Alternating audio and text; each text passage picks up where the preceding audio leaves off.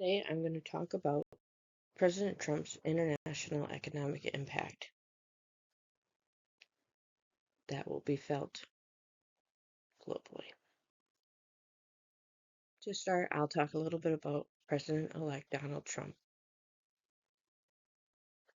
He served as president prior to the Biden administration 4 years ago and just recently won the 2024 election. One of the top reasons that he won this election was because one of the major issues that voters took into consideration was which candidate could better stabilize our economy.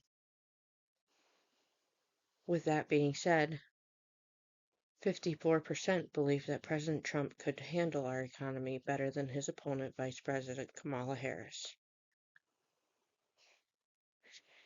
President Trump can be a bit abrasive and has sparked controversy around the world with this election.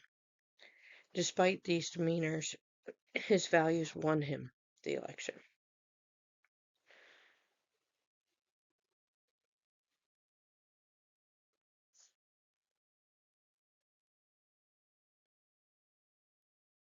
There has already been instant results as a result of his victory in this election.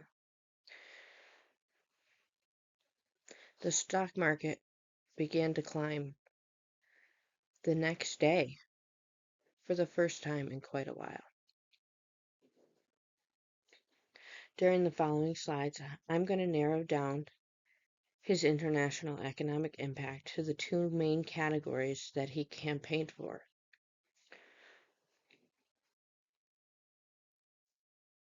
First is his mass deportation plan. During his first presidency, Donald Trump planned to implement a wall across Mexico to decrease the amount of illegal immigrants that were crossing that border.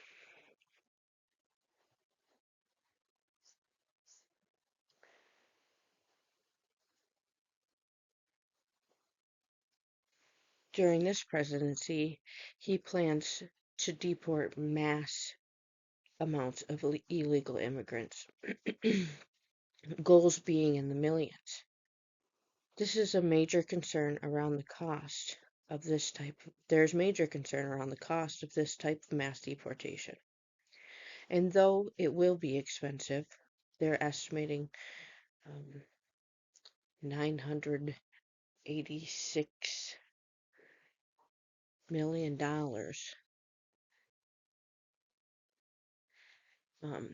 And the use of Homeland Security and our National Guard to implement the deportation. In the long run, we should have large savings by no longer being responsible for housing, food, and refugee to so many illegals. President Biden, during his term as president, has allowed millions of more illegal immigrants to enter our country in the past 4 years. These government programs that Biden implemented, Trump plans to end as soon as he gets into office.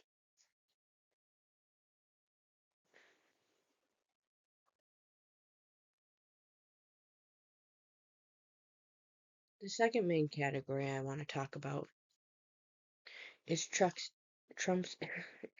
implementation on taxes on trade.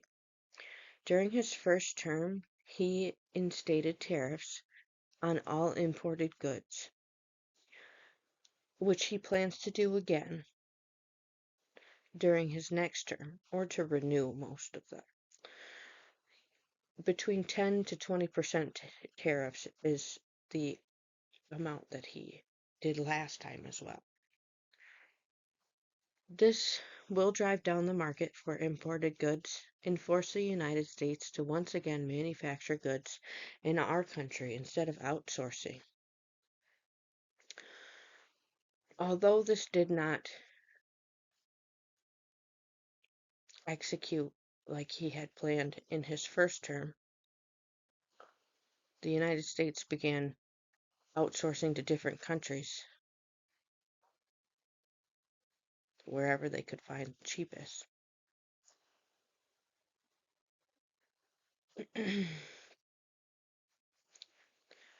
It once again could bring home the making of goods. In China, their market has exponentially grew. Trump says that he plans to implement on some goods that we import up to 60% tariff. He does plan on decreasing taxes for corporate companies, which in turn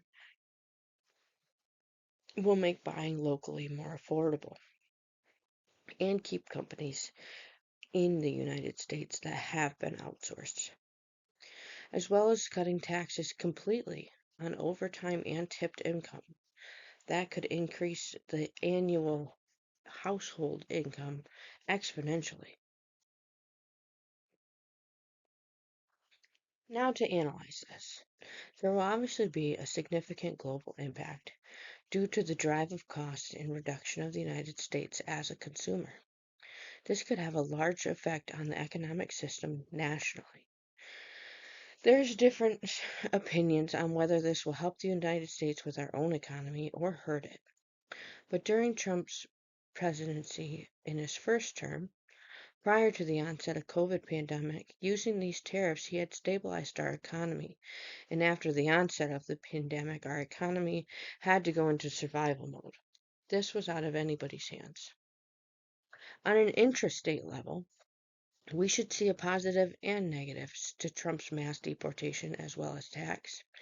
There will be a large need for Homeland Security personnel as well as military personnel to aid in the deportation plan, costing the United States large sums. On a positive note, there will be more jobs for U.S. citizens and potentially higher quality in goods made within our borders. The cost of living will likely increase, however, an increase in household income should accompany that.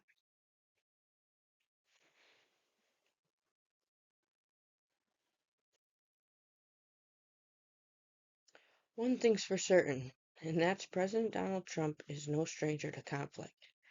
For the sake of this presentation, we will discuss the economic and ideological conflict. There's drastic changes that are going to be implemented in President Trump, who has historically not shied away from sensitive topics. A type of economic conflict that we should expect would be continued trade wars, especially between the US and China. And this will be a problem during his first term. This was a problem during his first term and is going to be an inherent issue. The increase in tariffs of imports from China can cause retaliation from China. They also had placed large tariffs on the goods coming from the United States to them. His plan, as well as his plan to deport massive amount of illegal immigrants, puts strain on the country as the countries that they're going to go to, potentially causing further issues. The next type of conflict is ideological conflict, expected as an outcome of Trump's presidency in the U.S. We are already divided as a nation to the left and right wings, and there's a large gap in beliefs, values, and principles between those two sides. Trump challenges this divide on multiple different occasions, and this can cause civil conflict within our own country, and that will hopefully remain peaceful in the next 4 years to come.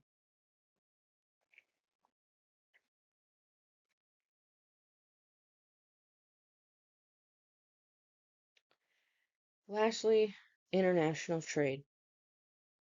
Trump can be defined as a mercantilist whose goal is wealth and power of our nation. But in a study done by Barkey he states that neither Trump nor Biden intends to have the power taken away from another state, so they cannot technically be labeled a mercantilist. We just are looking to increase our own wealth and power.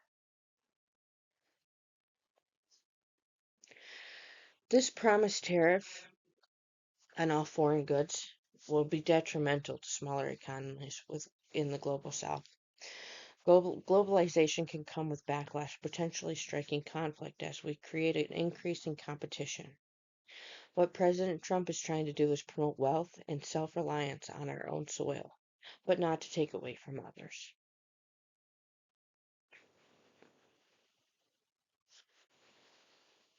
And that's it.